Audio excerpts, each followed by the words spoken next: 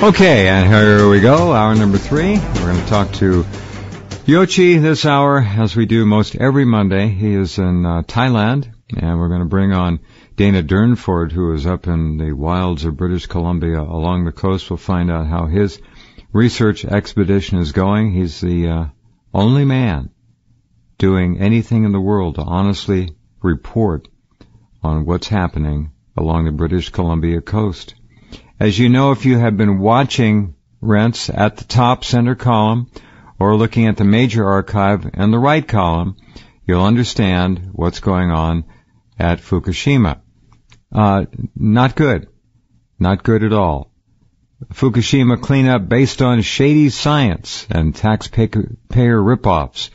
Chernobyl disaster city. Incredible drone footage of that forlorn place. Very interesting to look at that. Back in Japan, a worker says that TEPCO is hiding massive amounts of radiation that is flowing into the sea every day, 24, 25, 26 hours a day.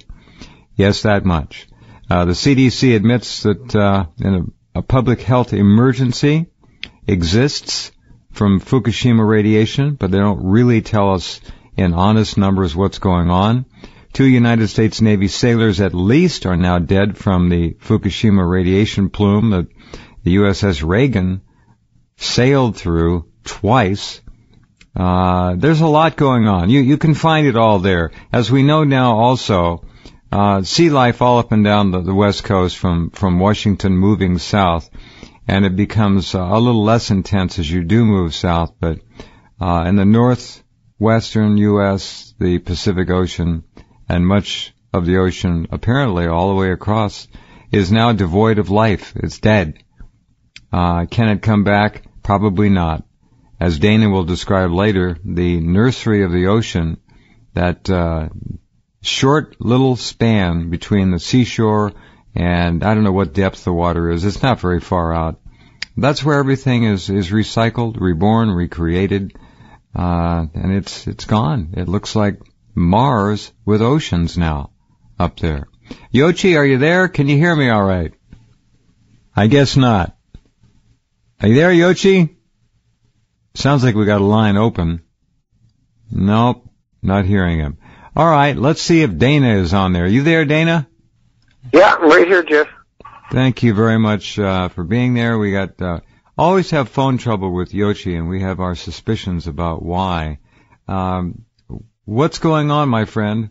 How's the trip? What's the status right now? Yeah, headed out 2 days ago. I'm on day 2, heading up the coastline, with 12 hours a day.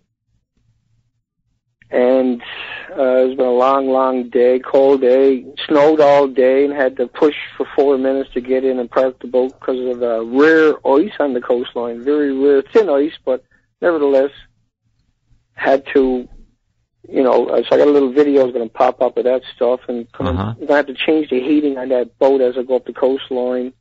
And so this is the kickoff. I'm at the very top of Vancouver Island. That's pretty good in 2 days. I'm happy with that. 35 kilometers an hour most of the way. -5 this morning when I left, so nice chilly mornings at 6 o'clock in the morning. Did you say -5? -5, a rare temperature, but the temperatures are going to come up to pluses 10 in a few days. This is a rare cold front that showed up along the coastline, but that's how much urgent I see in this, is that this is the good weather also, and so it's time to go, because you're not going to get the perfect combination no matter how good you would like it. And so we're bucking our way up the coastline. It's not bad. It's all inside passaging from here on up also, and you got 26,000 islands to tuck away behind all the way up. It's a very safe trip.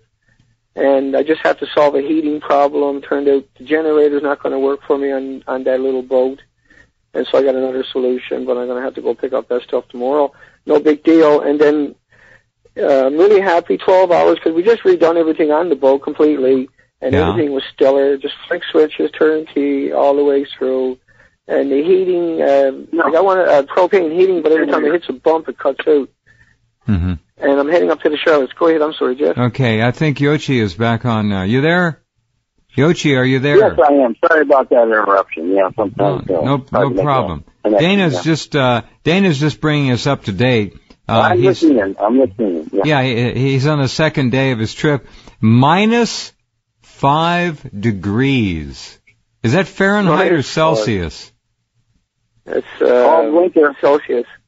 Celsius. We're wimps, but everything's covered in frost, and you got to check it all out. If it's worse conditions on the inside passage, is the spot to do it. I can trust me, not up there all by yourself. And so for 12 hours, I tested everything, put it through its paces, and it's spectacular, really tight, really nice. And just got to solve the heating issue tomorrow. So I'll go find some kind of furnace for that thing, or whatever the case may be. But, you know, the whole way through, I never seen a single group of birds diving and feeding the entire 12 hours, not once, up the entire inside of Vancouver Island. I left Campbell River this morning at 6 o'clock and dodged along at around 10 kilometers an hour, but I didn't see a single group of birds feeding. That is the most bizarre thing I've ever experienced. Now, even at -5, there should still be carrion eaters, birds up to 168 feeding. species that are normal. Yeah, they got to eat, and then you've got 146 species or so that are migratory. And I never seen any of them except for the few cormorants, the seagulls, scattered eagle. But we don't see eagles on the beaches anyway feeding. You'll never see crows on the beaches feeding. There's nothing there to feed on. And you won't see seagulls feeding in those areas. You'll see them hanging out around the fresh water. If you see them anywhere, the rivers are coming out. They're looking for trout and small fry and that coming out of different spots. But you won't see them congregating on the shoreline in masses, or they won't harass you. They won't steal. You can leave your groceries on the deck of the boat. I've never seen that one before. Normally you would put the groceries on the deck of your boat, turn your back, and the crow would steal your cheese or steal something.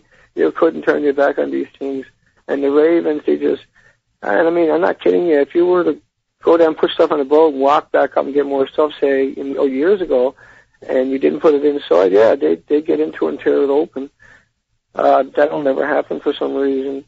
It can't be nothing to do with radiation. It has to be some kind of pathogen we haven't worked out yet. They seem to be too passive. That's not normal. That's weird. Well, I don't see them. They don't stalk you. They're not harassing you. They're not visible. They're not hanging around. They're not popping around. The dog is not chasing them away. Yeah. And it goes on and on and on. Are you making this run still alone? I am, yeah. Good. Yeah, there's only enough room on that team for one person anyway. I got an amazing amount of safety equipment, safety gear, e-verts that'll call in the Coast Guard. You paid $1,100, $1,200 taxes. That's so they'll come and get you. All you gotta do is pull a tab. Yeah. You don't even gotta say anything. Here's your GPS will show up there. But this thing can't sink. You can't sink that boat. And if it's an emergency and a medical thing, I can just pull on that one. And once again, I stop the boat whenever I'm moving to do anything. Everything is locked. I'm locked inside the boat the whole time, basically. And then I have to unlock all the doors and rubber bands and all the locks just to make sure you don't accidentally lock yourself out. But the motors are always stopped. And we go up the coastline. I hit each community and drag out people in the community for a bit of fun. Not really, but to get the data and the information. And also that it doesn't hurt to have somebody else out there for a day. But the idea is I'm out there 100% of the time. I wake up in the morning. I drop the camera over the side of the boat while I'm cooking breakfast. And I do nothing but get data. Get data and more data. And then this data the entire way through. Great. And I don't have to fight or argue or you know what I'm saying, about which or what we can do or can't do, because we can do it if there's just me there. Are you sleeping on the boat? That's right. We got a cot on the boat. I got a cot on the boat, and I sleep. The idea is that I do all my editing at the end of the day, but I'll also do night tides too while I'm there. And so it's the real deal. This is stuff I've done all my life. But not in a long time, certainly not under these conditions, and certainly not with this particular type of destinations. It is a very unusual one, but it is something I traveled all these spots before. I'm familiar with, and I know where it's safe to go get the data, where it's safe to where to go get fuel all the time. I know where all the anchorages are. I know where all the canboys, fisheries, and ocean canboys to tie up to out there in heavy breezes there too. but I'm also ran some of the biggest fleets in Canada underwater on this coastline, period, bar none. And so I have the actual skills and I have the resume for this. And so when it comes to nuclear, I also had that side of it covered very extensively. I covered over 9,000 headlines from Fukushima, openly live streaming it out and debating with people. And, I just stick to the actual narrative that we know is accurate. All right, very good. Now, Yoichi, the latest from Japan, from a worker at Daiichi, is that TEPCO has essentially just quit trying. The water is flowing into the ocean at an unbelievable level, 24 hours a day, nonstop. They're doing nothing. Yeah. They've given up. Yeah, no 45 days for no means to stop it. There's no way to stop it. And it's going in and stronger than ever. Yeah. Yep. So, what we have there, and Arnie Gunderson a couple months ago said, the radiation is likely to pour into the ocean from Fukushima, the wrecked, destroyed plant, and the melted corium underground, into the sea for the next century. 100 years. And we're figuring, you and I think we calculated at minimum there's 1,000 metric tons a day of radiated water flowing into the ocean, at minimum. Oh, yeah.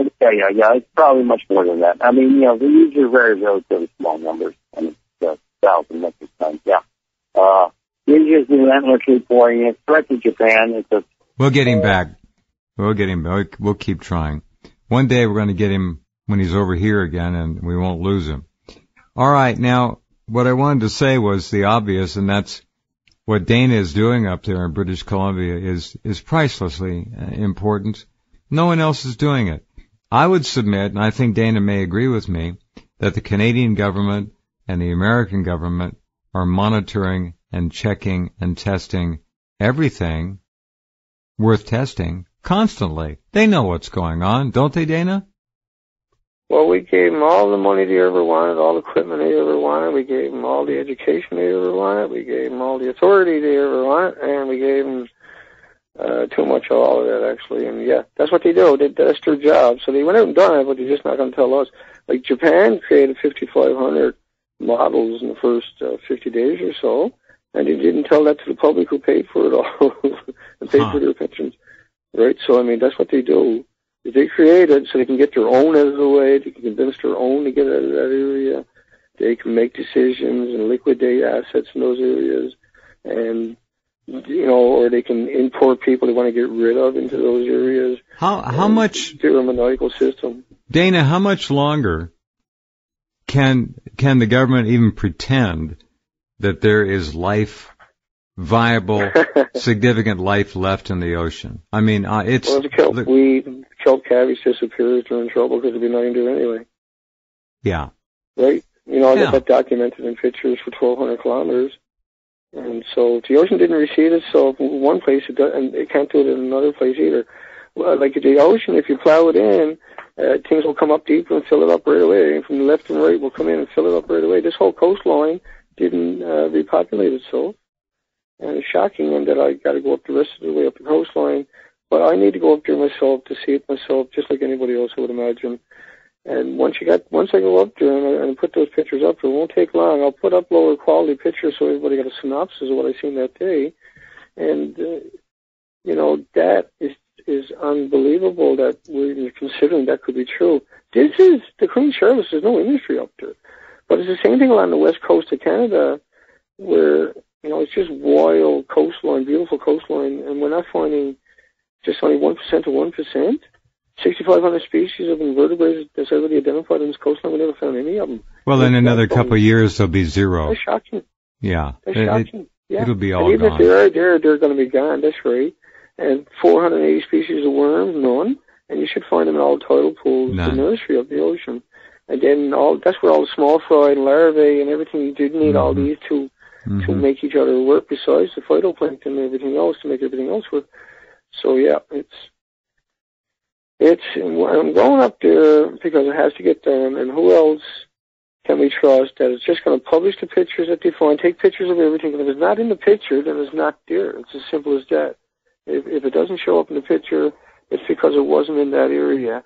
And once again, the white sea anemones, you know, the white sea anemones should populate the entire coastline. And up here in the 26,000, Yoshi had said many times, you should find pockets. I hope I do find some rare pockets of the white sea anemones out of the water, just for old time's sake, and get that documented. I think I'm just documenting the death of the ocean 100%. Okay. Because another question. In the winter, does the tide pool life pre-Fukushima, does the tide pool life cycle change in the winter as compared to the summer, or is it always pretty much full, as it used to be, of sea life? Right, it's rainforest coastline. Okay. And so it doesn't matter where you're to, it's a rainforest coastline. And so it's a constant temperature, and you don't get thick pack ice that would come in and crush everything like the east coast of Canada does either. So the tide pool life used to stay, the tide pool life. The same species all year long. Same species, same balance. Okay, got it. Things don't die off and come back. And in the summer times, babies. Yeah, the super life gets a bit better in the summer times. But the actual, every millimeter of the coastline itself is up to 9,500 species. And we might find 20 species in an area if we're lucky. And any tidal pool, you should find 2, 3, 4, 5, 6, 7, 800 species if you got enough people in time. Certainly anywhere on the coastline, no matter where you went. Right. And we haven't found anything close to that, let alone the rest of them, in the entire coastline. Yeah. Have you had any luck with any of the local? Now, nobody likes somebody being a bearer of bad news. And, you know, they would try to paint you with that brush. But have you been covered in any local newspapers and or television stations, what you're doing and what you're finding? Have you been able to get any coverage at all, or is not to my knowledge? The idea now is to go interview them and ask them what they not to say, hey, I'm here to tell you about Fukushima at all. I'm here to ask you about Fukushima. And I'm just going to do an interesting, at the same time I'll do the other, I'm sure, but I'm going to do a survey of the coastline of all the media, I decided, and see what they know about Fukushima. And I'm not going to correct them, I'm just going to ask them what they know and tell them to have a nice day, and ask them to check out my website later when they get a chance. Because I got a feeling about, how powerful that can be at the end of all this trip, of all these people that are naive. Yeah. Gullible. And we say the same thing everywhere I go. And so I'm not going to tell them Jack until I'm leaving and just see what the story is everywhere I went. I was at the wharf today fueling up in Port Alice. And I came out and a husband and a wife had pulled up in their fishing boat. And they were still up looking at my boat when they asked me, how is that funded? I said, that's crowdsourced. And she said, what are you doing? I said, I'm looking for damage from the multi-reactors of Fukushima to the coastline. And she said, she reached in her pocket and took out, a whole bunch of toonies and gave them to me. And I thought that was so emblematic of why I'm here in the first place, is because everybody had reached into their pocket and threw something in my direction at the nuclear proctologist or and that's why we were able to get out there and get the data. I'm not funded by an institution or a university. I'm completely independent. And all I'm going to do is take pictures and put them up on the nuclear proctologist. It's very straightforward. And at the same time, I have a bit of a personality. And, I know how to push back a little tiny bit. And it hurts me to go out and see something I know so well. I dove so many years before, stripped. I didn't think that was possible. And certainly in 3.5, almost 4 years, I couldn't even conceive it, but now I certainly can, because a gram produces more radioactive elements than all the grains of sand and all the beaches on the planet. And you talk about a single rod is 18 pounds. Well, that's enough to give everything on the planet cancer many times over. And most of these elements are coming from, had already went through a chain reaction, so they're all hot particles, in my opinion, based upon the fact that they already went through a chain reaction. And now they went through a chain reaction, so they're 2 million times worse again than what the original element was. after winter, the chain reaction become 2 million times. And that's what happens to these elements. You take an element that we created and you put it through a chain reaction, and it becomes 2 million times more carcinogenic and deadly and longevity because of its chain reaction. And so that's the urgency, and the fact that that's why these elements are coming over from spraying the salt water on the reactors for 40 days. It's like another corium going off every day. And so that stuff doesn't solute in the water, but it does stick to rocks. And we got studies showing that in farms and that in Fukushima Prefecture, why things won't grow there is because the radiation sticks to objects and rocks and stuff, and clay, and the clay and that. And that would make sense and why we're not seeing nothing on the coastline, because everything washes down to the coastline from the disposition, from the aerosol stuff, and everything is hemorrhaging, like you were saying to Yoshi before he got cut off. Just endless tons coming out. Nobody's trying to stop it. They were just trying to lie. That's all they've done since they've been there. It's just endless lie. 50,000 lies a year. Oh yeah. And every day is a different flavor. No, they don't know how to speak truth anymore. Yoshi, are you back with us? Yeah. Yes, this has been a very bad line today. Yeah. Okay. All right. We got a break coming up here. We were just talking about his progress up there. He's on the way, and it's an incredible journey. It's too bad there's news. That's all I can say. Yeah, right. I wish there was someone on board with him that was documenting this, making a video documentary out of it. But he's uploading a lot of video, so very capable. Yeah. All right. It's confirming everything he's found out so far. So yeah, absolutely. No change. It's grim. No. It's very grim. No change. Extremely grim. It's getting worse. Yeah. All right. Hold on, gang. We'll come right back in just a few minutes. Yep. Stay tuned.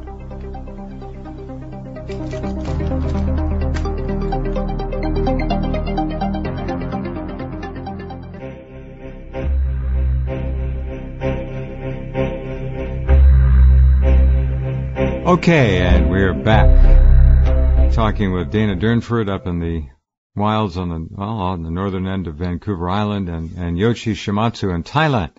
All right, Yoshi, can you hear me okay?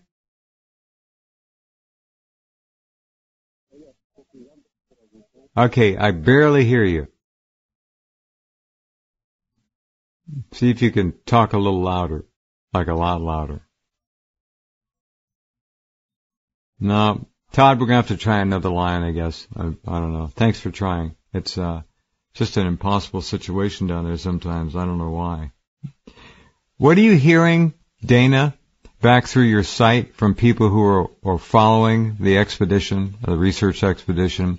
Are you getting folks who are taking your material, any of it, rebroadcasting it, taking it to their local newspapers, taking it to their local public access cable TV channel stations, which will allow you to run things? And you're providing us a treasury of truth.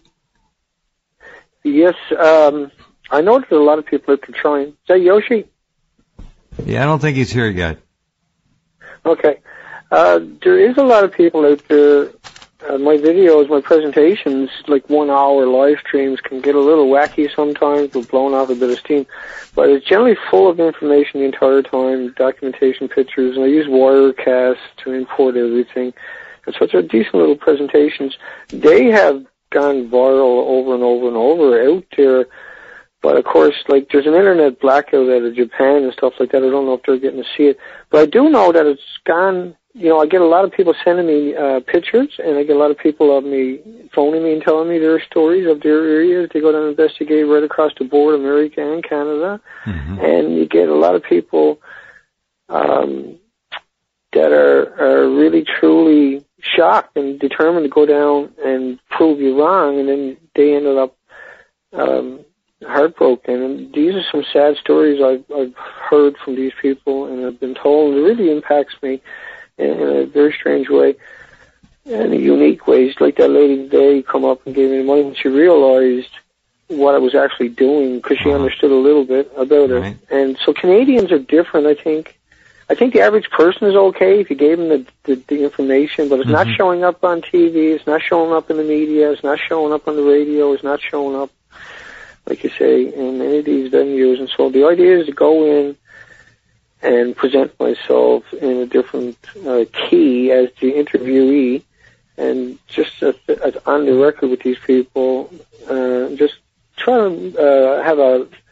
At the same time, see, Jeff, it takes money to rent these halls in the community, then I got to head back to the community, and so if I got the capability to do that, that's what I'll be doing. And they can get pretty expensive, but you can pack the people in there and inform them. If you can get just one community on this coastline to light up, only one, if you can just yeah, get sure. That one moment, then you can change. I don't know. You know that routine. Can you really change anything doing what we're doing? I don't know. It doesn't seem. Even though we do see the media is coming out and slowly admitting that everything is dying, but they're trying to blame it on these imaginary pathogens. These little bilge monsters or something come and killed all the creatures here or there, and it's got to be, it can't be radiation. It can't possibly, for some reason, be something from Fukushima. No, the jet streams are not real. No, the currents are not real. No, it doesn't. Only if the terrorists get it, doesn't matter. It doesn't matter, how many, it's sickening what they're doing is they use all these laws about terrorists would get their hands on a gram of it and pollute somebody's city, and meanwhile they got trucks, they're just endless loads dumping in the ocean off the city, they got endless loads going everywhere, and all the reactors on the planet into the communities. Like each reactor's fuel pool is boiling off into that community, 120,000 liters of elements from cracked fuel rods, from all these cracks after going through the chain reaction, all these unstable rods are burning off that water. But I mean, they're chewing up 1 million gallons a minute for the reactor, all that larvae, all the small fry, all the eggs, all the billions of creatures, trillions and hundreds of, what's in a glass is about 1 billion, so what's in 1 million gallons? Because the ocean and even fresh water is a soup of life, and so by definition. Well, back to what you asked me originally was, no. And so the idea is they're going to have to find a way to get in there where they think they come up with the idea, and then maybe they write about it, and then it gets picked up, because it won't get picked up.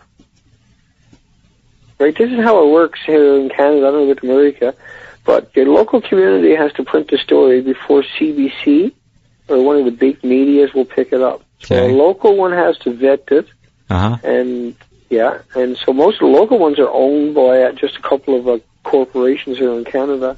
Yeah. And same thing with the radio stations here in Canada. Oh, yeah. Very picky who they let on it, very picky what they're allowed to say, and they're monitored the whole time in the radio stations here, and the managers will call up whoever's on the radio at any given time and say, hey, right? I'd rather you want to talk about that kind of stuff. Well, American media and six corporations own 95% of American media. It's like shooting fish in a barrel. It's a joke. Yeah, it's worse than a joke. It's brainwashing. AP and writer puts out a picture and a story, a couple of paragraphs, and everything on the planet aggregates it with robots at the same time. So everybody on the planet gets the same picture and the same 2 headlines. Exactly. Right? And then everybody regurgitates that in the elevators and taxis and buses and everything else all day, every day, till the next headline gets in their face and they do it again. It's so darn easy to when you've got the technology. It's so easy to control and program the masses. It really is. Man. You've covered it way extensive beyond anything I can't even imagine. I can't even imagine all the interviews you've done on that subject just alone. It's inconceivable. It must go through your head sometimes. It's you just can't say it. I won't. Yeah, I mean, I know that this audience cares and they're interested in information and reality, or they wouldn't be listening. But what can they do with it in a practical sense when we're denied access? We're denied access to the mainstream media. We're denied access to the political process. We're denied access to the economic process now, which is being completely remade. Mom and pop stores, Main Street America is gone. The big box stores are dominant. The malls are even dying now. They're not doing well. I mean, it's really all over. Entrepreneurial America has long ago peaked. Now, that doesn't mean that there still aren't opportunities for entrepreneurs, because there are. And in some ways, the worse things get, the more acute and interesting the opportunities can be. But it's up to the people to be able to figure out what will work and what should be pursued. Hold on just a minute, Dana, if you would. I'll come right back. Yoshi, are you back there yet? Yeah, we've had a terrible line today. Yeah, I'm back. Some news from Japan. Yeah, we'll do that in a couple minutes. Hold on, Yoshi.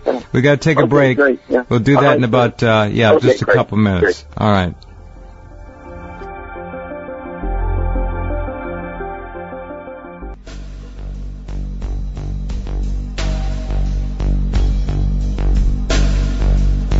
Okay, and we're back. Dana, why don't you go take care of business, get some rest. You're putting out maximum energy and then some. And Yoshi and I will finish up here this half hour. So. Yep, good stuff, my friend. Thank you. Thank you. Thank you. Good night, folks. Okay, Dana. And we'll see you maybe next time. Good luck to you, Dan. Keep it up, man. Stay warm. I will, my friend. Thank you. Good night, folks. Good night. All right.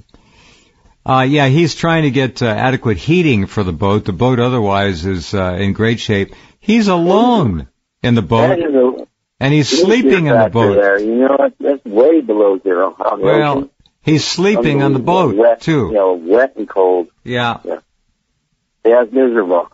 You should actually go indoors for a while and take a little break here, you know.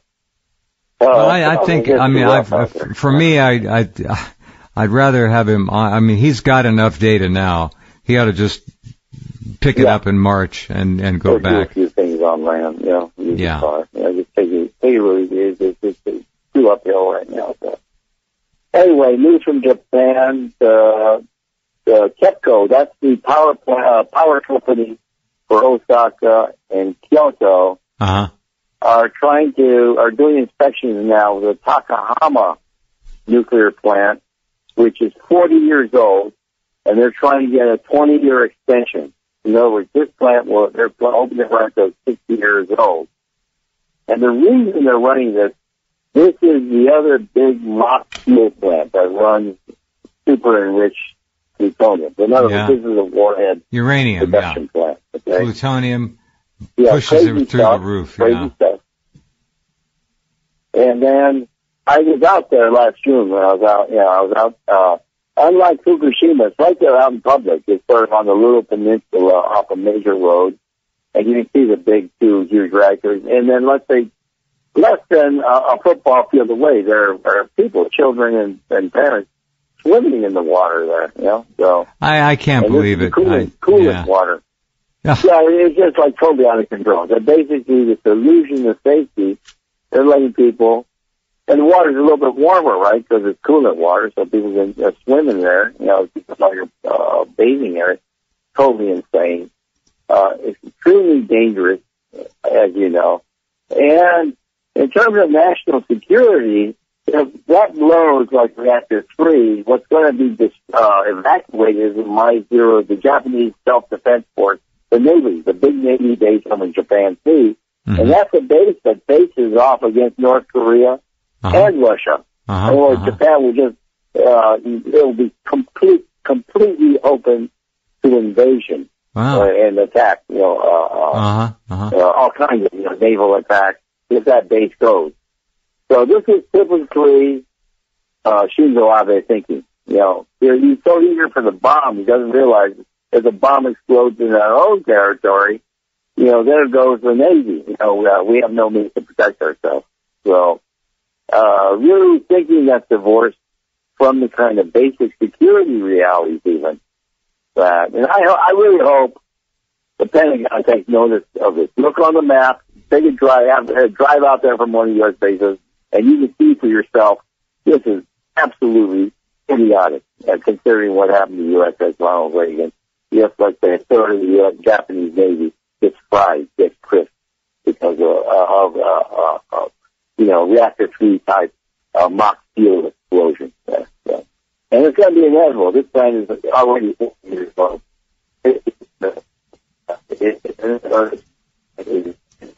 No way.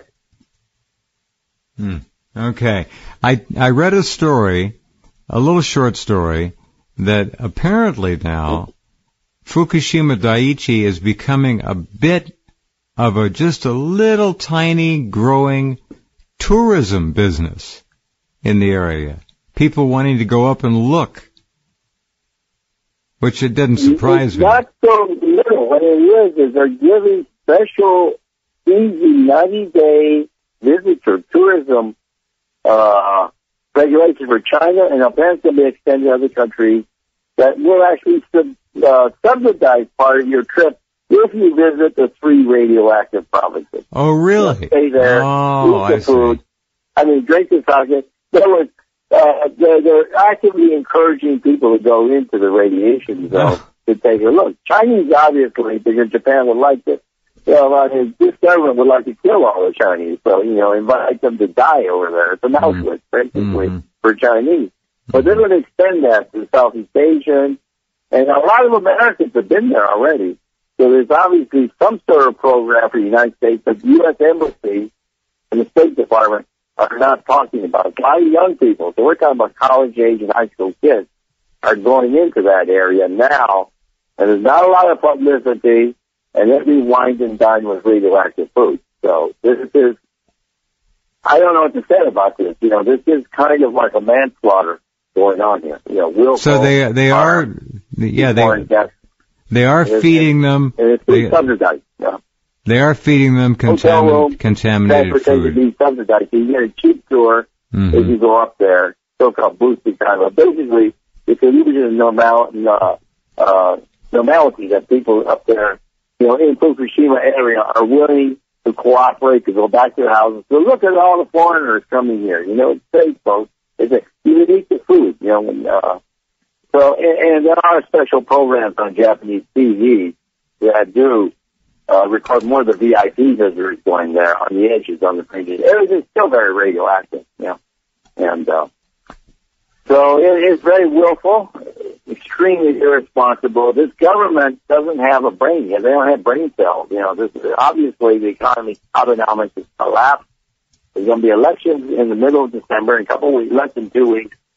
I hope this time the Japanese people show some moral strength here and come out and vote against the strongest opposition candidates and try to topple or at least get this government, not lay down and surrender and give them the weapons that they need to kill the population and kill all the foreign visitors now. So my advice is there should just be a boycott of all tourism to Japan. Right. I mean, people should just wake up. The government is just releasing radiation into the water, into the air, unchecked, not lifting a finger now. They're not doing anything to stop it now. They're just admitting defeat, and they're just going to let it flow on and on. I think there's got to be some serious boycott against Japan and every Japanese product, and just to let this government know this is intolerable. It's just completely intolerable, and you've got to explain yourself. You've got to at least tell us the truth before we use the innocent to lift the boycott. I think that's what's got to be done. They're going to subsidize people to go there to be basically just contract thyroid cancer, they get leukemia, right? They die of heart attacks. This is just uncalled for. I mean, this is just ridiculous. It's beyond all public health safety. There's got to be a response now, and not the tepid tip that Ken Buford did. There's the gates has got to come down. People just have to enough. We're not taking this anymore. You've got to face this up and shut down all the nuclear plants in Japan rapidly before the next volcano or earthquake takes out more.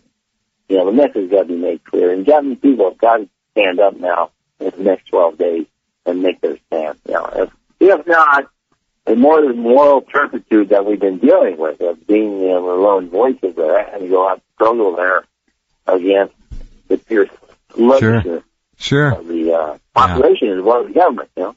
Has anyone done any serious research into the level of contamination of food? I understand the supermarkets don't even put signs up anymore like they were for a little while. Nothing. I didn't hear you too well. That's normal. But the food, obviously, there are fewer and fewer checks by the grocery stores. The mythology that somehow things are safer now has set in, and so the consumer unions, main supermarkets are not doing the checks like they used to, and that's opening the door for the agriculture ministry to dump all the stuff on the market. You identify oysters and things from somewhere else. There's no trust left. There's no trust left. Well, all right. Well, what's TEPCO's next ace in the hole they're going to pull out? What are they going to try and spring on us? They're talking about robots in the future that'll be hardened against radiation. It won't melt. They're talking about, there was some brief talk about cement in the trench, which didn't work. I don't know. Do they even have a plan? Yeah. What I'm worried about is that all their talk of technology, there has been no radical changes. The robots still don't work and the electronics get fried. There's no containment systems working against radiation because it just overwhelms everything. And what I'm worried, they're spreading this model to England in dozens of reactors in England along the Irish coast and the Scottish border. The model is spreading unchecked against the absolutely indisputable truth of what's really happening. Technology fails. It's failing all the time. And when it really fails, there's going to be explosions that are essentially nuclear bombs, and far worse than nuclear bombs. Nuclear bombs are tiny compared to what happened at Fukushima or what's inside Fukushima. That blows. That's it for Japan. We're going to evacuate both countries. That's the last. That coast is the last safe place. There's a lot of nuclear plants there, and we had a massive earthquake there, which never got really reported. The stuff we talked about, the damage along the sea coast for the reactor. There's no mention of that in the news. There's a new block out of that, and it's only hit one mountain in the story. So, again, there's zero trust. Unfortunately, the security bill comes into effect on 8 days in a week, and the press is pretty much out. Everyone's out, only experts are out. So, and yet, on the other hand, there's got to be more resistance this coming year. When it starts to warm up again, it's imperative because if we don't step up resistance, again, the model is spreading, and people are accepting the bribery. The political class and the diplomats are accepting the money that should have gone to the victims. The evacuees never showed up. It's going somewhere. People donate billions of dollars that were sure it is. Stolen, It's not just evaporating. It was called nuclear element to distribute. So this is outlaw government, illegitimate government. That really, if we can't vote them out, they've got to be overthrown, basically. Many people have had revolutions before, and I think, it's imperative. We got, otherwise it is national suicide. We're talking about, millions of people already affected. I agree. I completely agree. And we have no idea who's really dying of cancer or heart attacks that were originally triggered by this radiation. And I've had a lot of health problems myself that I've overcome. But a lot of people are there because they're in denial. They won't take the measures you need. I know. I know. It's very frustrating. Very frustrating when you run into that. All right. But again, I hope this election will send the signal. So we'll know either way whether resistance is growing or whether we have to soldier on our own, and whether next year will be a year of hope to turn this around, or whether it'll be a year of total despair in which humanity has failed itself, and if you fail yourself on those terms, you deserve to die, and you've chosen to die, to be killed. Well, you're not exaggerating. That's what I'm boiling down to right now. Yeah, I agree. Boiling down to that because we can't wait any longer. This stuff is my God. We're coming up on 4 years. The West Coast is finished. 4 years. Can you imagine in another 4 or 5 years, the West Coast will look like Mars with water on it. That's about it. And the sea coast of Oregon, Washington, California, Mexico is still going to look like that sea coast that Dane is describing off Vancouver. Yep. And if that's the case, it means there's no going back. I agree. No going back. This extinction event is total, complete. So it's the largest ocean in the world, and it's being killed. It's being massacred. Yeah. All right. This is, I think, as we grow closer, and hopefully we can do more to try to convince people, but, it's test will come in 8 days over here with this, or in 10 days with this, 12 days with this, election that's coming up. Okay. All right, my friend. Take care of yourself. Talk to you next week. All right. Hope I have a better line next time. Okay. Yeah. All right. Very good. I'll try to be in a better location. Okay. All right. Thanks. Bye-bye. Okay. That's our program running a little late. We'll be back tomorrow night, Tuesday night, and hope to have the pleasure of your company. Have a good night's sleep. Have a really good day tomorrow. Take good care of yourselves, and we will talk soon.